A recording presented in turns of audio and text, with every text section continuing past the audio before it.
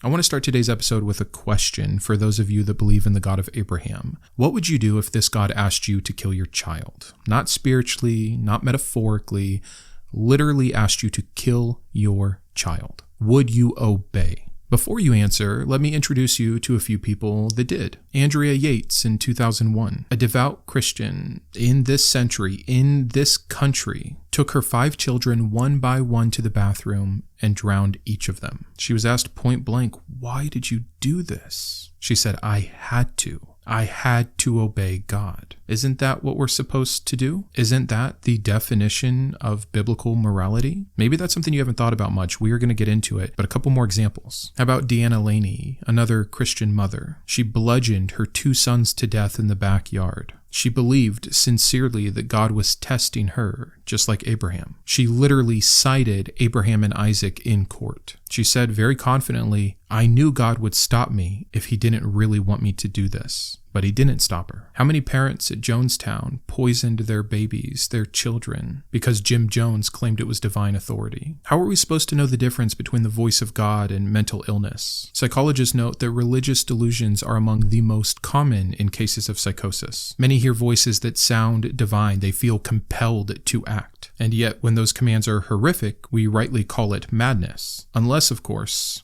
it's in the Bible. I have no doubt that if you are a Christian and you are exposed to any of the cases that I just brought up, you have no problem judging it, saying they shouldn't have done that. Clearly that wasn't from God. But I ask you, how can you say that when we have the example of Abraham and Isaac? By the way, I know what excuses you have, and please stay tuned to the end of the video. I'm going to handle each objection one by one. The reason I even wanted to make this video, one quick personal story, and then we are going to dive into all of it here, is the very first time I actually said out loud that I was an atheist was with my wife, my sister, and my brother-in-law. We had a little debate that lasted the rest of the night while he pressed me on my position. And at one point, we got to some of the horrors of the Old Testament, and I brought up the character of a God that would test someone like Abraham, the patriarch of the religion, to see if he would kill his son. And I didn't realize this was such a common trope to throw out at Christians to prove a point, but I genuinely asked him, "You believe in this God? If this God told you to kill your baby," my sister was pregnant at the time with their first child, "would you do it?"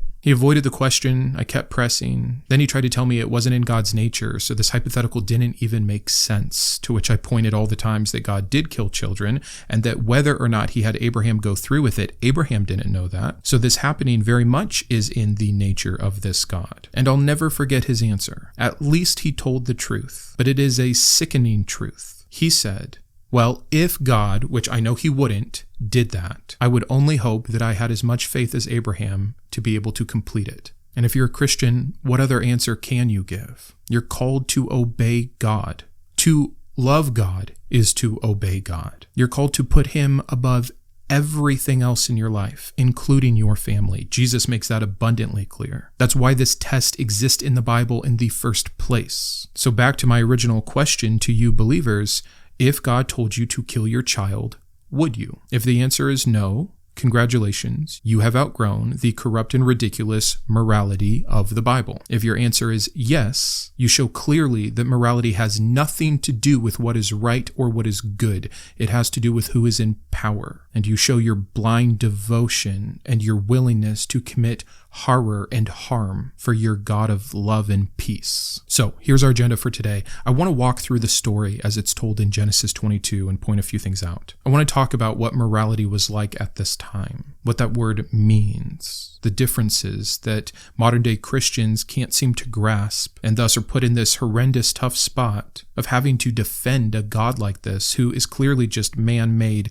concepts of their time and place and culture. I want to talk about the praise that Abraham gets from the Bible. I want to talk about divine command theory and its problems. Then I have a simple question for you, and then we're going to handle some of the objections. It sounds like a lot. I think we can go pretty quick here. This is a story that deserves time and attention, though. This is the patriarch of 3 religions. We call it the Abrahamic faiths because of this person. This is the one person in the Bible that was called a friend of God. This is the justification, by the way, that we get for why God could command all the genocide he did, because all the other people were so evil and horrendous, sacrificing their children, like Abraham was willing to do, because he was a product of that time and place, like God did, supposedly, because he loves us when he sacrificed his only son Jesus. This is a death cult. This is a blood magic sacrificial scapegoat backward culture. So, turn your Bibles to Genesis 22. The story begins by saying that sometime later, God tested Abraham. Keep in mind, this is an all-knowing God, but okay, we'll just buy into the fact that he needs to test him. By the way, not sometime later God supported Abraham, comforted Abraham, loved Abraham, taught Abraham, enlightened Abraham. No, tested. And what was he tested for? His generosity? His love? His mercy? Nope.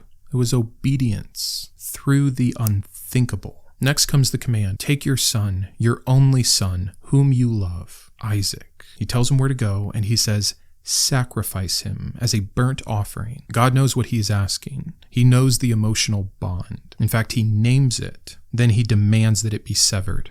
Cut to the next scene, the morning after. So Abraham rose early in the morning. No questions, no begging, no wrestling, no tears. He doesn't say, why, Lord? He doesn't say there must be another way. He doesn't question, is this really you? Something I think is really important to point out. Going back to the example of my brother-in-law, when he said it's not in God's nature, wouldn't that have struck Abraham's ear wrong if that was the case? Wait, I better hold on. Is this really from God? A good God of love, peace, and creation wants me to kill a child? My child? This can't be. Let me double check. But no. He just sharpens the knife and saddles the donkey, splits the wood himself. And Isaac doesn't even know. He walks beside the man that he trusts the most in the entire world, the man that has been put in a place to protect him, to support him, carrying the very wood on which he will burn. We move on to the climb, because of course this is done at the top of a mountain where all sacred things happen. Isaac questions, here's the fire, here's the wood, where is the lamb? God will provide the lamb, Abraham answers. Was that a lie? Was that a desperate hope? Or is it just the terrifying truth spoken boldly straight to his son? Keep in mind, we're never told what Abraham is thinking, because in this story, that is not the point. Feeling is not the point. Obedience is. What I'm trying to help give you is the correct context in which this story was originally put, what it was trying to communicate. You're going to see it develop a little bit clearer here in just a second. Next, we get to the altar. The text is sparse, chillingly so. No internal monologue, no hesitation. He bound his son Isaac and laid him on the altar. Does Isaac struggle? Does he cry out? Do we see a look of confusion and abandonment and betrayal? Does he understand what is happening to him? We're not told, because again, the focus is not on the victim. It's on the virtue of the one holding the knife. Let that sink in. So then, yes, we get the intervention. The angel of the Lord calls out, do not lay a hand on that boy. Now I know that you fear God. Not love God, not trust God, but fear. This was never about compassion, which is how the story is spun when it's included in these children's Bibles, which is so disgusting. It's about control. The story ends not with Isaac's relief, not with a father-son moment, but with Abraham's reward. He passed the test. He obeyed. At any cost, blindly and immediately. So what's the message? What's the moral of the story? What is being taught here? That obedience to divine authority trumps all. Trumps emotion, feeling, love, family, anything. That the good father is the one willing to become a murderer if God commands it. The conversation we're having today is on the nature of morality. Something Christians claim over and over is objective. Is killing a child wrong? Doesn't seem like a complicated question. Most of us can simply say yes. But a Christian, a real Christian, can't so easily say that. Not if they want to defend their God, to defend their Bible, or to be 100% obedient. Because then that simple question, is it wrong to kill a child, becomes, well, and that is why religion is harmful. If it depends on your God and how he's feeling that day, or what he might want, or some situation that might necessitate that for him to be able to complete his will, you've lost the morality game. And it's funny because this story is right here, the first book of the Bible. But again, when it serves them, when it's convenient for them to justify another horror, genocide, the number one excuse is you don't understand how evil these people were. They have to be wiped out. Do you know what they're doing? They're sacrificing children. You mean like Abraham was willing to do, like God did. Now all of a sudden it's wrong, so wrong that the answer to some tribes, sometimes that sacrifice some children is to kill all the children and all the women and all the men and all the elderly and all the sick and all the animals. It's time to grow up. I'm not usually this stern or trying to cause any controversy, but if you are a grown adult with a fully developed prefrontal cortex and you are still sitting around trying to justify why genocide or slavery or child sacrifice was okay when your God did it, then yes, it's time to grow up. It's time to mature morally. But let's move on, because if that's your morality, you're not alone. That was the morality of the world back then. I just did this video on the axial age, the transition, the bridge between mythos and logos. Not that afterwards no one believed in gods anymore, but the questions changed. Can gods be evil? Can they be imperfect? What is true morality? What is it to live a good life? Because in the pre-axial age, like this story from the Old Testament, and we're painting with a broad brush here. This isn't true for everyone that ever lived in every place, in every culture, and every time. But generally speaking, morality was tribal. It was authoritarian. Gods were tribal patrons. Marduk, Baal, Yahweh. Their job was to defend the tribe. They were war gods. Their job was not to be some moral guide. Divine approval meant victory, not virtue. Children were sacrificed in Canaanite and Moabite and even early Israelite traditions. So the story of Abraham wasn't shocking for its time. What's shocking is that it still holds moral weight now, because we've moved past this. Or maybe we haven't. And so that's why I want to move into this next section here, where I show the power of this one particular story as a moral model. Because Abraham didn't just pass a test. In passing that test, he became the prototype for what it means to have faith. Think about that. All built on this moment. Maybe I wasn't clear. The blessing that follows after he passes this test is this: I will surely bless you and make your descendants as numerous as the stars in the sky and as the sand on the seashore. Your descendants will take possession of the cities of their enemies, and through your offspring all nations on earth will be blessed because you have obeyed me. All off this singular moment of if Abraham was willing to kill, to murder his child. As a father of two small children, it is so far beyond my comprehension, the ability to harm any child. I mean, my empathy since having children has gone through the roof. I can't watch movies and shows that I used to watch, even as a Christian. My heart aches and truly breaks when I read an article about some horrendous thing that has happened to a small child because of their innocence, because of how terrified they must be, because of how they can't even figure out what is going on. The confusion, the terror, the trauma. I can't imagine what my son's face would look like as I bind him, where before he has only seen animals be bound in this way, and as I silently raise a knife above him. That moment alone, even if nothing happens afterwards, you couldn't pay me enough money, you couldn't give me enough riches or blessings from heaven to make even that beginning moment happen. So who's the moral monster in my not willing to do that to my son, even if the God of the universe asked? Is it me, or would it be the God asking? But back to Abraham being this moral model, because the Bible doesn't just tell this story, it glorifies it. In the Bible, this story isn't questioned, it isn't tragic, it isn't regretted. It's seen as the pinnacle of faith. In Hebrews 11:17-19, we get, by faith, Abraham, when God tested him, offered Isaac as a sacrifice.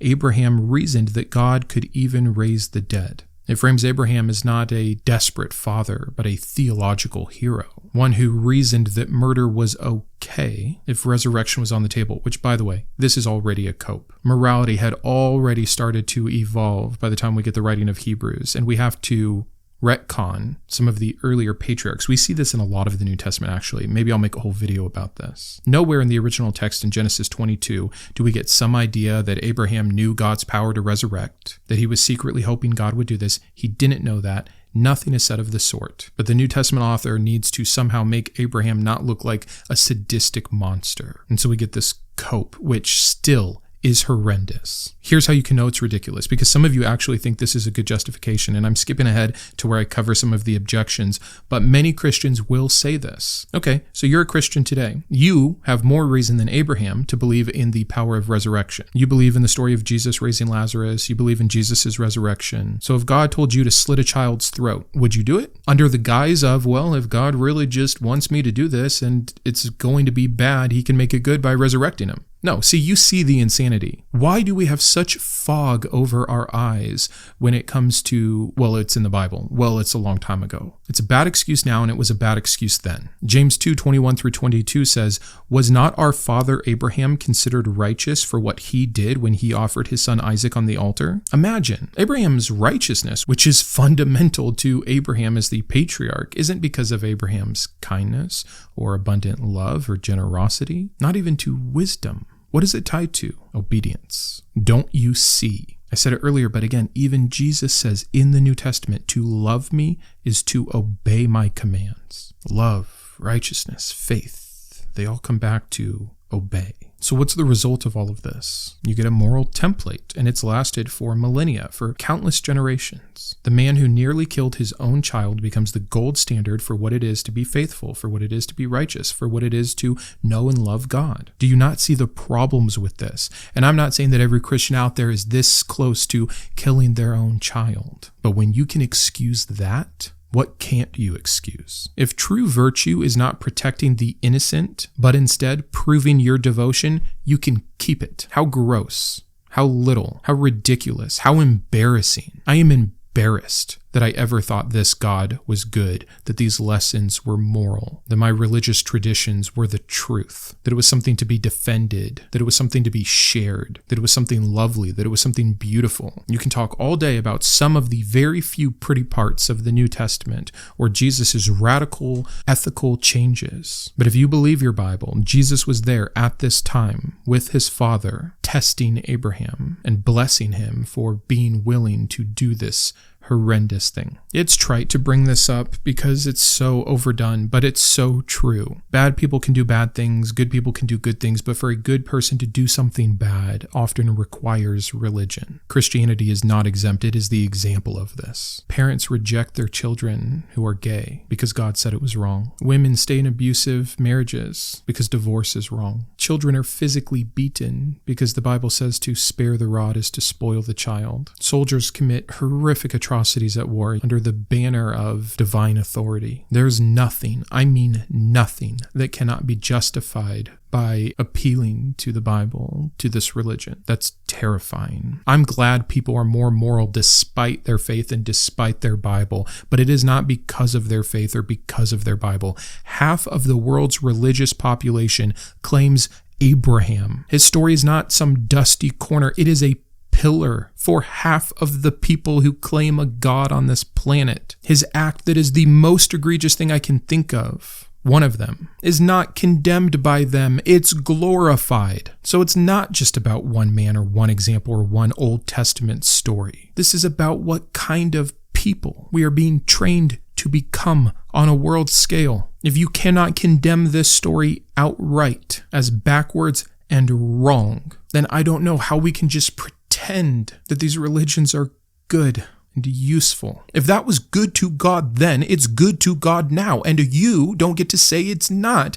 because some veil was torn or some other son was sacrificed. That's what's the funniest thing about this. The way that so many people get out of this problem is to say that, well, when God killed his son, he did away with that kind of morality. First of all, no, he didn't. That's not what is happening. And second of all, if it takes another actual committed act of child sacrifice to do so, do you not still see the problem with the model of morality? Man, I can just see it so clear. And I remember when I couldn't. And I think that's why I'm so passionate in trying to convey this and arrange this story for you factually and accurately and historically and contextually, so that maybe for the first time, you as someone who is doubting or on the fence or deconstructing, or maybe just here by chance, can actually wrestle with this the way that you should have, the way that we all should have, instead of continuing to make excuses for it, and by way of promoting the religion or the faith or this God, promoting that as well. But goodness gracious, did I go off on a tangent? We are way off the agenda here. So I'm going to go quickly through a couple points, and then I want to ask you this question and cover the objections. So, what this is, and I haven't named it yet, but it's divine command theory. Something is good because God commands it. Essentially, the person with the most power, who can threaten the most, which is what this God does, both old and new, they get to set the standard. And if that's true, then morality is arbitrary. This is where we get into Plato's Euthyphro dilemma, an important character in that axial age transition. But the dilemma is simple. Is something good because God commands it, or does God command it because it was good? See, this kind of divine command theory leads to a lot of the issues we've already talked about. That slavery can be good, well, as long as God commands it. That the genocide in Joshua is good, well, yeah, if God commands it. That killing your own child is faithful, well, yeah, if God commands it. I just think that this whole concept of obedience being the highest good is so backwards. Obedience is easy. Turning off your mind, not having to be responsible for your own decisions, not wrestling with your conscience or trying to figure out what is best or how we can know is lazy. You've outsourced morality. Isn't that the very thing I know the Nazis are always the example, but isn't that the very thing we criticize from what is often cited as the definition of evil, Nazism? What happened in World War II, when the soldiers said they were just following orders. Do we let them off the hook? No, we've used that very excuse to show how weak their morality was. That it was that kind of an attitude that made them evil in the first place, because they were willing to not fight, to not stand up to tyranny, to not say, no, this is wrong, because it was easier to just obey. How can we see so clearly in that example how wrong it is, and then look at Abraham and praise him? So here's my question for you. In addition to the first one, would you kill your child if God said so? And I hope you'll really think about that if you're a believer or doubting or deconstructing. But what if Abraham had said no, is question number 2. Imagine a rewritten ending. What if Abraham, who supposedly really knew his God, said, no, I know the nature and character of my Father in heaven, and he would never ask me to do this. He would never allow this. This cannot be from him. Or what if he said, I thought I knew my Father, but one that would ask me to do this cannot be good and thus does not deserve my obedience? What if that was the test? What if in saying that the angel says, well done, not because you obeyed, but because you loved, because you discerned, because you challenged? What if that was our moral model? Wouldn't that be better? Or do you think the best moral model is to obey no matter what because God says so? I think it's an interesting thing to really, truly consider. But let's end the video by handling a few objections that typically come up around the story of Abraham's willingness to sacrifice Isaac. 1. It was just a test. God never intended for Isaac to die. God showed mercy. Even if that was the case, Abraham didn't know that. To Abraham, this was fully real. In his mind and in his heart, he was about to murder, to butcher, to burn his own son. That willingness was the test, and he passed it. So what does it say about this God if he would demand something like this? Emotional and psychological torment, just to prove loyalty? Really? Not that I believe this actually happened, but insofar as the story goes, real harm occurred. Trust was shattered. Fear was real. Testing loyalty at the expense of a child's life, even theoretically, is not the act of a good being. It's the behavior of an insecure tyrant demanding proof of devotion. How utterly ridiculous. Objection 2. Well, God has the right to take life. After all, he's the one that gives it. This is a weird side angle to come from. Like, I get it. It's still horrendous, but when you try to use this to justify the flood or genocide commanded by God, and in general, this is an appeal to raw power, not to morality. So if morality does just simply depend on who has the power, then again, there's no good or evil, just winners and losers. By this logic, when Pharaoh drowns Hebrew babies, he's doing the right thing because he had the most power. Do you agree with that? No, of course you don't. Just like you don't agree that Hitler was doing the right moral thing when he ordered mass genocide just because he was the one with the power. This cannot be your approach to dealing with this kind of stuff. Might does not make right. And by the way,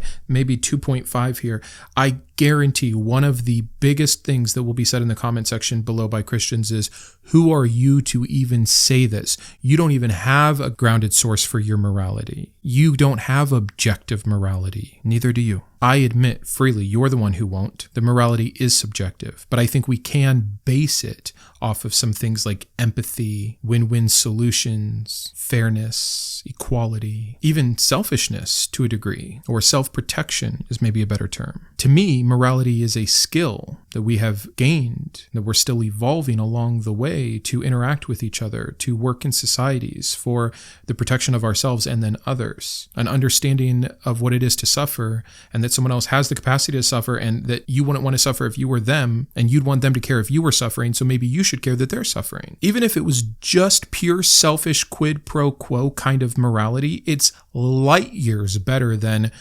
that guy's got the most power. Whatever he says is right, is good, is moral. Come on. So if that is what you're going to say, save it, because plus this is an internal critique. This is what you believe. This is what your Bible says. This is what your religion professes. And it fails even in its own category, which leads us to objection 3. Well, Brandon, you're not being fair. You are applying a modern morality to an ancient story. Yes, we all should be, because of this one caveat, that it didn't stay in the past. I can't excuse what certain people have done in the past, because I do think slavery is always wrong. I do think genocide is always wrong, but I also understand that if I lived back then, I probably would have thought like they thought. And so when we evaluate history, the past, it's important to keep those framings in mind.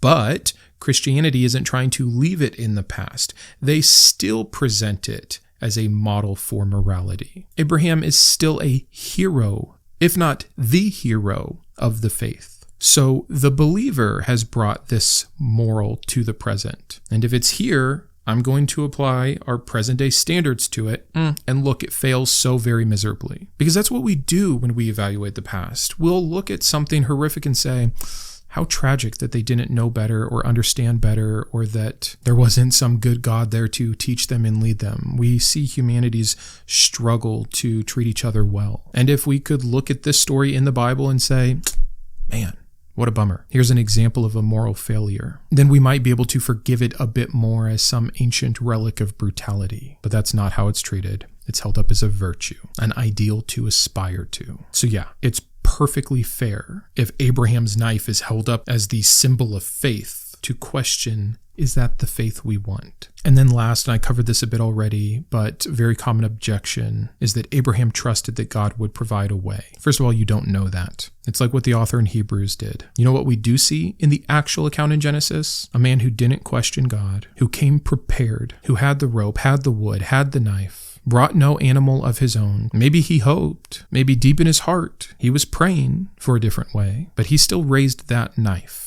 And insofar as the story goes, we have every reason to believe that if God had not intervened right then and there, he would have killed that child. That means he was willing to do it. He showed no moral hesitation. And by the way, if he wasn't willing to do it, God wouldn't have rewarded him. Don't you see? It was the test. His willingness was the test. If he passed the test, it means he was willing. There's no debate about this. These are after the fact apologetics to try to lessen the insanity of this. But it doesn't work. None of these objections work. So let's close out. What am I trying to convey here? Well, for one, morality doesn't come from obedience, and it shouldn't. And we shouldn't be propping up religions that say it does. It comes from empathy and reason and courage, none of which are described in this story. The story still matters because blind obedience is still held up as a virtue. Loving God shouldn't mean to ignore your moral instincts or to harm those you care about. This is the distinction that so many adult Christians cannot seem to make. And in my estimation, solely out of either ignorance or fear, as they've been so long taught to cower before their God, that what is the beginning of wisdom?